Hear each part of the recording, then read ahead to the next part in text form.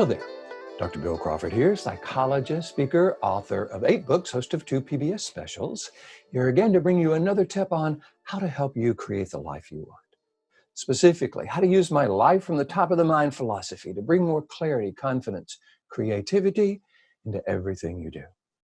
Today, I want to bring more clarity, confidence, and creativity to the experience of being mishandled. You know, nobody really likes that. And whenever we feel mishandled, misunderstood, accused of something that we didn't do, kind of seen as someone who we're not, well, that has a tendency to trigger our anger, frustration, our resentment, etc. Unfortunately, what that can do is trap us in what I call this lower brain, the bottom brain. For those of you who follow my life from the top of the mind philosophy, you know we've got these 3 parts of the brain: brainstem, lower brain; middle brain's the limbic system; upper 80% of the brain is the neocortex, what I call the top of the mind. It's this upper 80% of the brain where we have access to our clarity, confidence, and creativity, where we have access to our interpersonal skills, problem-solving skills, where we become more influential in our life and in the lives of others. So my mission on the planet is to give people information and go out and teach a philosophy that's in the book Life from the Top of the Mind, that's all about how to shift to this upper 80% of the brain, how to stay there, and how to engage others so that they shift from that resistant, critical brain to that more receptive brain. Easier said than done, absolutely. But if that's something you're interested in, feel free to pick up the book. It's on Audible, by the way, now as well. Or if you like, bring me to your organization, your church, your school, and I'd love to teach this to folks. How do we handle being mishandled? All right. First thing we've got to do is look at that word mishandled. So think of a handle on a pot or something. When someone grabs it and jerks it around, that's being mishandled. So we don't want to give people the power to grab our handle and jerk us around. So that concept of being mishandled isn't serving us. It's actually triggering this middle part of the brain, the limbic system. This part of the brain is kind of always scanning the environment for signs of danger. Its mission on the planet is to keep us alive as a species. So when it perceives us being mishandled, jerked around, it throws us into that lower 20% of the brain, and we find ourselves kind of defending ourselves or attacking the other person, basically not doing anything that changes the experience. So if we want to change the experience from being mishandled, we got to change the definition. I suggest what we do is look at the facts. The fact is someone said something or did something that we don't like. See, that's different than being mishandled. It really defines the problem in terms of what someone is saying or doing, not in terms of their ability to jerk us around or mishandle us. So let's start with that. We've now looked at it not as we're being mishandled, but someone has said something or did something that we don't like. So there's some questions that I like to ask whenever I'm helping someone deal with a situation like this. These are what I call neocortex top of the mind questions. Now, in my book, there are 4 questions I encourage people to ask when we find ourselves feeling stressed, frustrated, angry, annoyed, so that we don't feed that. Number 1, are we feeling that on purpose? Is it really working for us? Is this how I want to be defined? And would I teach or recommend this reaction to someone I love? Of course, the answer is no. We're not doing it on purpose. It's really not working for us. We certainly don't want to be defined as someone who lets other people jerk us around by mishandling us. And no, we would never recommend or teach this stressed, frustrated, resentful, anger response to someone we love. So how do we shift? Well, first, I think we want to look at this interaction between this person and ask ourselves some questions. Number 1, is this a person we trust? Is this a person whose opinion we trust? Would we send our loved ones to this person for wisdom and advice? If the answer is no, we don't want to take their opinion about us as something we somehow need to change or defend because we don't trust their opinion in the first place. And that can help us kind of step back a little bit from allowing them to mishandle us or throw us into that lower brain. Next question is, okay, well, is this someone who's important in my life? So if this is someone I don't trust and really isn't that very important in my life, that gives me another reason to kind of step back and detach from their opinion of me. Now, let's look at this. What if it is someone we don't trust, but they are important in our life? Maybe they're our boss, okay? And we don't really like them or trust them, but they do have some power in our life.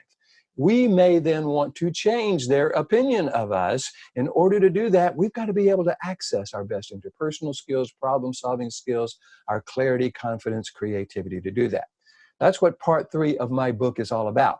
That's not the easiest thing to do, and we got to be in this upper 80% of the brain and be able to stay there while they're being difficult or while they're misunderstanding us in order to pull this off. Feel free to check that out. But what we want to do is kind of see ourselves as kind of an Aikido master centered focus. So when they throw a punch and tell us something about us that we don't like, we go, whoa, tell me more about that. And we kind of use that to influence the process.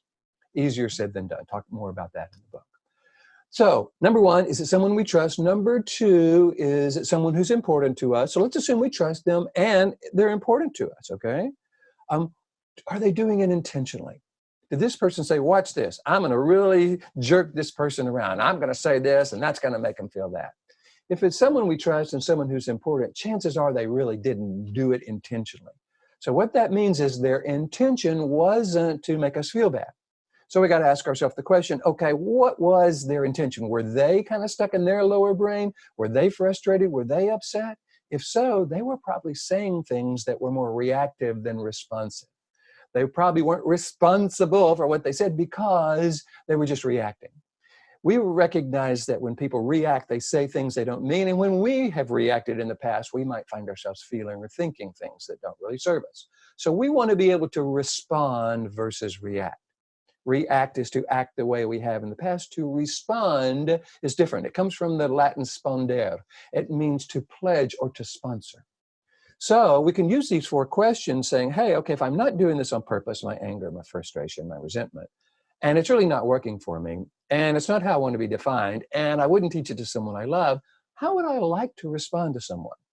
If I were choosing a quality or characteristic that was more purposeful, that I believe is more effective, that does define me the way I want to be defined, and in a way I would teach to someone I love, what would that be? Clarity, confidence, creativity, compassion, whatever it is, now we're choosing how we want to be because we know, even though we may trust this person and they're important in our life, they probably didn't really mean to do it. The next thing we want to ask ourselves is about the past, okay? Did these folks have a tendency to do this in the past? Did they have a tendency to get upset and say things to us that really in the past have jerked us around, kind of mishandled us? If so, we got to recognize if they've done it in the past, they might tend to do it in the future. But again, if there's someone we trust and someone who's important to us, we want to make sure what part of them we are trusting. There are probably times in the past when they've been very loving and very helpful, and we can trust that part of them. That's them coming from this upper 80% of the brain. But when they get angry or frustrated or stressed or annoyed and say things to us that have hurt us, quote unquote, in the past, that's probably not a part of them we want to trust. We don't want to trust their brainstem. We want to trust their neocortex. We want to ask ourselves another question. Is it part of our past? Can we look at our past and see that we maybe had a tendency to respond to how other people think of us in ways that don't serve us, in a way that we would not recommend to someone we love?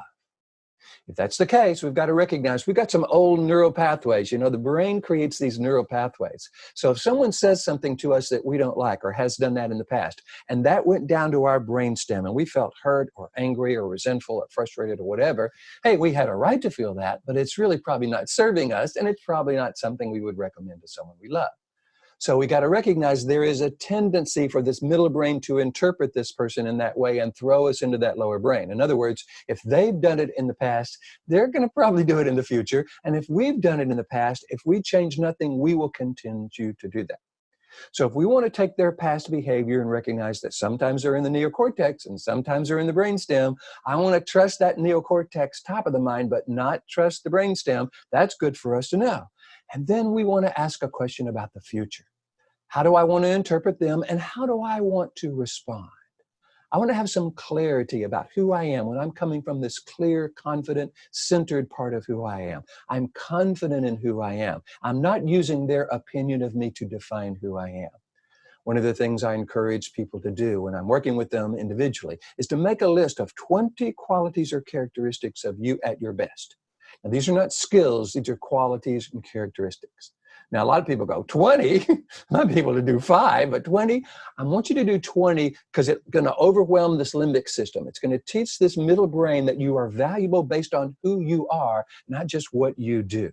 When you read that list of 20, and by the way, if you're having trouble coming up with 20, ask your friends, ask your family, ask the people you trust and who have your best interests at heart to help you create this list.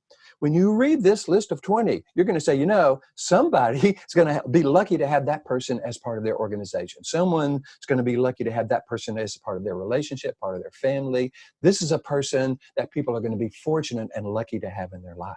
So it begins to have us have confidence in who we are before we say or do anything, and that allows us to bring that confidence to our interactions in the future. So we want to look at the whole idea of being mishandled, reinterpret that as someone said something or did something we don't like. We ask some questions. Do I trust this person? If no, okay. Is this person in my life important in my life? If no, okay. Well, then I know how to deal with that. Someone cuts us off on the freeway. We don't want to make that person important in our life by giving them the power to trigger how we feel and think. If we do trust them, if they are important, did they really mean to do it? Or is that their tendency is to try to make us feel bad? Probably not. Now, it's not that that didn't happen in the past, and it may happen in the future, but we make a distinction of who they are when they're coming from the upper brain and the lower brain. And then we ask a question about our future. How do I want to be in the future? What are the qualities and characteristics I want to bring to situations so that when someone says something or does something that I don't like, I'm able to respond versus react. If you would like this for your organization, if you would like this for your school, your church, yourself, I would encourage you to get in touch with me because this is what I love to do. All of this is easier said than done, right? So why don't we work together? I would love to help you kind of learn this philosophy. It's a 3-step philosophy of getting to the top of the mind, staying there, and then dealing with other people.